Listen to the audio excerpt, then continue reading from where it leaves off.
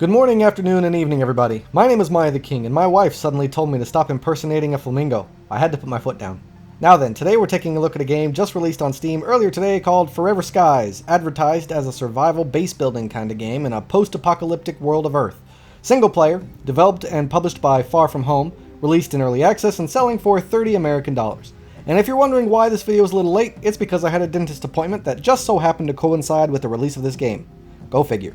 But I'm here now and ready to bring you all the deets. So basically, in this game, the Earth has been destroyed by some kind of virus or something, I think.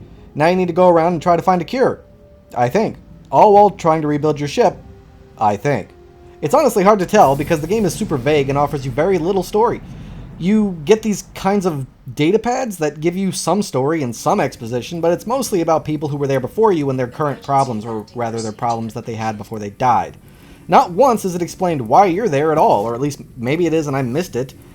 I mean, maybe you're there to find a cure to this disease? That's the closest I got. I'm sure it'll all be explained the more you play and deeper you dive, I hope. But for now, you're just some guy who returned to Earth hundreds of years after it was destroyed by some ecological disaster, and now you're scavenging and exploring. That's about it. Now this is a survival game, and it has all the things you'd expect, but before we go deeper into the gameplay and whatnot, let's do the pros and cons as we always do. But first, before we do that, did you know I've instituted a new idea on my channel? It's called Same Day Reviews. What's that, you might be wondering? Well, basically it's like it sounds. You make a suggestion to me on any of my videos in the comments about a game you'd like to know more about, and I'll review it and get a video posted that same day. That way it saves you time, could help you save money, and helps you out with that one game you were interested in but not sure if it was worth your time or money. The only exception to this rule is if I already put out a video that day, the video you requested will come out the following day. And I'll do anything but horror, so go ahead and make a suggestion and I'll see what I can do. Now then, on to the pros and cons. Up first for the positives is the graphics, or I guess rather the look and feel. So, the game looks a bit dark and dirty at times, but to me that's not a bad thing. Honestly, there's a sense of wonder and mystery here, and the graphics do a great job of conveying that. Granted, it's not the best graphics I've ever seen, but I mean, just look at the scenery. I mean, just look at how wondrous, confusing, and intense this imagery is.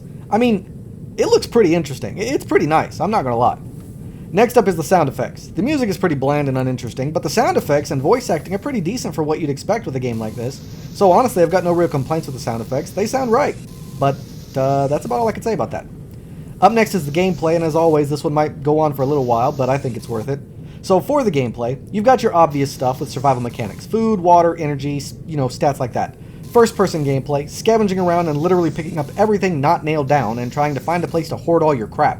But this game gives you a few extra things too, like a scanner so you can scan things, find out what they are and what machine of yours they are used with. It's got a laser cannon that you can use to disassemble random materials out and about the world, thus gaining you more resources. And did I mention you're living in a giant airship thingy? Like, you've got a large air balloon over your little cabin and you float around in this world. But there's more! You can upgrade and customize and add to your cabin, thus making a giant floating house that you control, like the big submarine in Subnautica. You can cook your food, purify your water, do a weird kind of fishing for dust bugs thing, because dust is the thing here, and then eat them. There's research for you to unlock new contraptions and building parts for your ship, and then there's the constant adventuring as you try to explore and find out more information and try to find more supplies to keep your life raft going. And that's all within the first hour. I can't imagine what else awaits me beyond this point. Sure, it's a bit simple. Go here, scavenge, and rinse and repeat, while occasionally finding a datapad with information that might get boring over time. But the constant conflict with trying to survive in this harsh world is just going to push you to keep playing for 4 hours, 8 hours, 12 hours, until you finally get your ship the way you want it, finally get stocked up on enough supplies that you no longer need to worry, and then you can actually begin the real exploration and discovery of the mysteries of this world. The next positive is that price tag. It's a bit pricey, sure, but considering all things included here, the replayability and the length of time, I think it's appropriate. It's definitely worth its asking price. That much I can confirm. Now on to the negatives, and if you're finding yourself enjoying this video, or if it's informative, then please consider supporting my channel. Like, comment, and subscribe, and share the video. Because here's the kicker. The only way my channel gets more views is if more people watch it. Pretty messed up, right? So if you watch it, share it, and get others to watch it. It helps my channel be seen by other people. So literally you watching this is a big help, and I thank you for it. Now then, on to the negatives. The first negative is the tutorial. It's awful. It is garbage. After playing it for over an hour, I still barely know what I'm doing. The tutorial here is basically just these little quests that pop up in the top left, but all they do is tell you what to do in a vague sense. Like, for instance, they want you to attach an engine to your cabin so you can launch your ship forward, right? but it doesn't tell you where to get one or how. It doesn't show you on the compass or anywhere on your HUD where to go or what to do. And you basically fumble around until you figure out that you needed to use the laser gun to collect resources, which will end up unlocking that room so that you can pick up a battery, so that you can now research the engine, so that you can now finally build the engine with that battery you picked up 7 steps ago. Then you have to place the engine on the outside of your ship. Like, what? How was I supposed to know that? You should have told me that, game. It's not my responsibility to figure that out. It's your responsibility to teach me that. But it doesn't.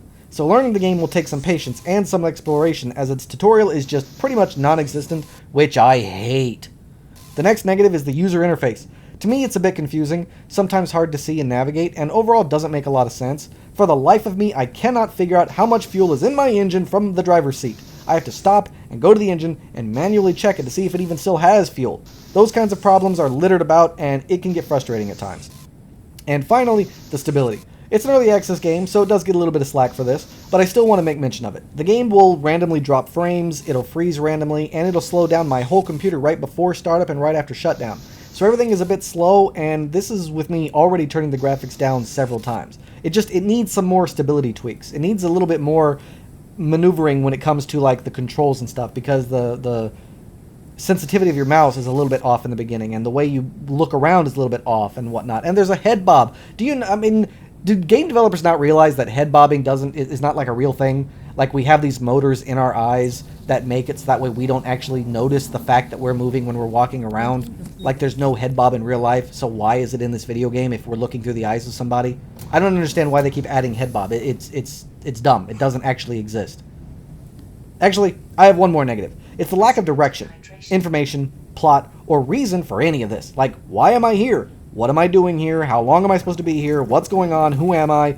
All these kinds of bits of information that would help the player to connect with the game are just simply not here, and it would be nice if added so that we have a form of connection and more of a reason to be invested in the game. Alright, so that's all I got for the pros and cons. Honestly, in my own personal opinion, I think this game is going to be tons of fun. It's super addictive, it's intuitive, it's outside the box unique idea and take on a survival game, and they're taking a pretty big risk by making a game like this. Kind of like Subnautica did. It's like Subnautica, but instead of being underwater, you're above clouds. It's Subnautica, but instead of swimming everywhere, you're flying everywhere. That's literally the best way I can sum it up for you guys. And with this early access title, I feel like it's a safe bet, and this game will eventually become pretty awesome. I do have one request though, game devs, if you happen to see this video, add in a co-op mode. The biggest bummer for me was being unable to play Subnautica with my wife. So give me co-op so my wife and I can play this together. That is my one main request at this time.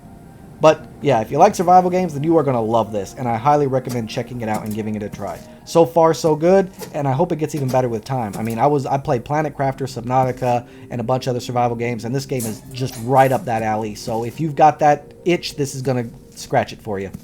So that's all the time I got for this video, everybody. Thanks so much for watching. If you have any questions or concerns, please let me know in the comments down below. Don't forget to like and subscribe, and I'll see you all again on my next adventure. So until then, I bid you all farewell.